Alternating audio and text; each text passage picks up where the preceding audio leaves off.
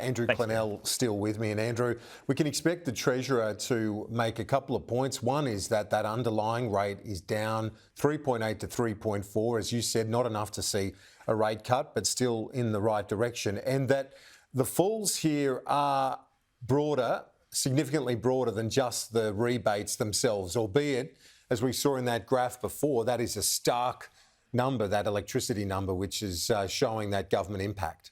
And just if you can as well, that jawboning question about the RBA governor, can you pick up on that? I'm interested in what you think of that in terms of the messaging from the governor herself.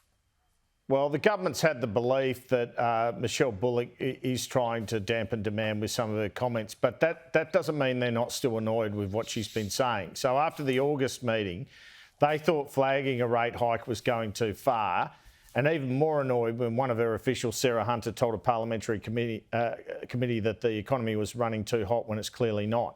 So I think they'll be annoyed at her again. At least she didn't flag a rate hike yesterday.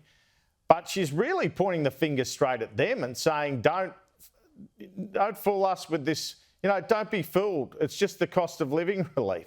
It's just temporary.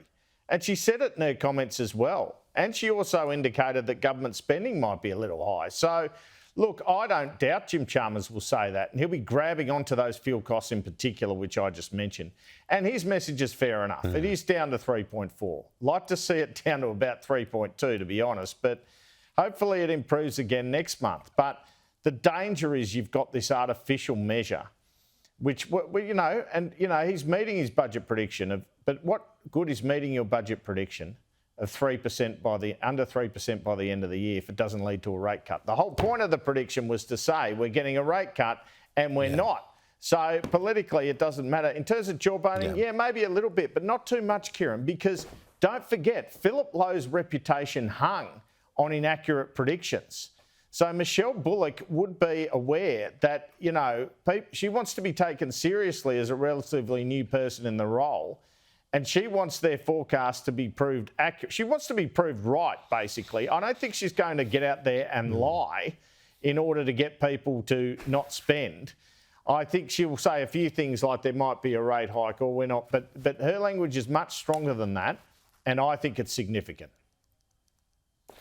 Andrew Clennell, thanks. We will talk to you later.